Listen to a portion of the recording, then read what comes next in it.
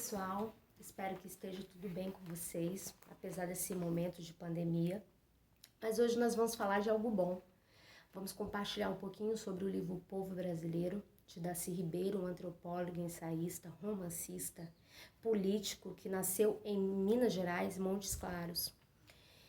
E eu vou falar um pouquinho da introdução desse livro e depois eu vou especificar o capítulo Ser e a Consciência, que está lá na página 133 e 140. Então, o que Darcy Ribeiro fala nesse livro? O que ele aborda? Ele aborda o Brasil e a formação desse povo brasileiro. Ele fala que nós nascemos da confluência, do entrechoque, da fusão entre o invasor português, o índio e o africano. Então, são matrizes díspares, culturas diferentes que formam esse novo povo, com uma cultura singular. Ele fala que há uma nova estrutura societária, um escravismo renovado, uma servidão continuada ao mercado mundial. Mas apesar disso é um povo de verossímil alegria, espantosa felicidade. Apesar de ser um povo sacrificado, porque é novo, mas tem um pouco de velho. Há um proletariado externo que adquire bem sobre o desgaste dessa população. Então, esse Brasil emerge com uma característica própria. Tem matrizes portuguesas, matrizes indígenas, matrizes africanas. Por isso que a gente vê uma diversidade do povo brasileiro. Nós temos o sertanejo nordestino, o caboclo da Amazônia, o crioulo do litoral. Mas todos têm em comum ser essa nova gente, esse povo brasileiro. E apesar de ser novo povo, tem um profundo distanciamento social. Eu tenho aí um povo que nasce da concentração do trabalho escravo através de processos violentos, genocídios, etnocídios. Então eu tenho um distanciamento social entre classes. Eu acho legal quando ele diz há uma minoria privilegiada e há uma maioria que é pisoteada, massacrada, ignorada, maltratada. E essa minoria privilegiada, ele cria uma barreira de indiferença com o pobre. Com esse esquecimento, com esse preconceito, em algum momento surge uma revolta desse povo. Só que todas as vezes que o povo brasileiro tenta lutar contra essa opressão, contra essa dependência, ele paga um preço muito alto de índios dizimados, negros chacinados, povos sangrados e contra-revoltas. Então, toda vez que o povo tenta lutar contra isso, a classe dominante usa da força e da opressão para continuar dominando. Então, ele fala da formação do povo brasileiro, mas faz uma crítica ao sistema sobre propriedade latifundiária, sobre o regime de trabalho. Já lá no subitem, o Ser e a Consciência, na página 133, ele fala que esse processo de construção da etnia não teve muito seu reconhecimento, a não ser nos escritos de letrados que se identificavam com o colonizador português. Então, o que se espera desse registro, Um preconceituoso, zombador, que ignora, de repugnância. Ele cita aí o Gregório de Matos.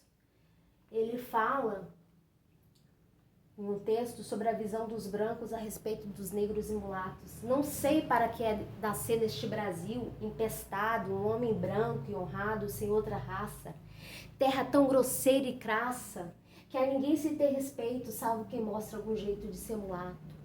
Então chama essa terra de grosseira, de crassa. Já em outro momento ele faz referência aos mamelucos. Pariu a seu tempo um cuco, um monstro, digo inumano, que no bico era tocano e no sangue mamaluco.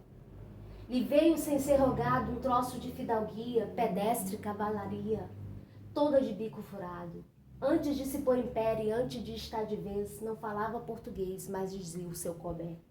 Págamos que é homem branco, regional como um calhau, mameluco, em quantos grau e maligno desde o tronco. ele chama de monstro, de maligno. Então é um tipo de registro preconceituoso, zombador, de repugnância. Mas aí ele traz o Frei Vicente Salvador, o primeiro intelectual que fala desse povo nascente, que tem um olhar solidário para a nossa identidade. E coisa que nem acontece nas escritas depois, né, que fala da nossa terra, né, do nosso povo. Ele diz que Portugal calava os que falavam do Brasil, que os portugueses eram ingratos porque não aproveitavam nem a terra que conquistaram, usufruíam para destruírem.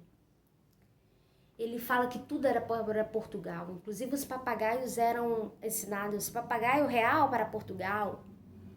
Então, o descaso do rei em dizer que era melhor ser senhor da Guiné do que do Brasil. Então, a história do Frei Vicente Salvador é uma crônica testemunhal.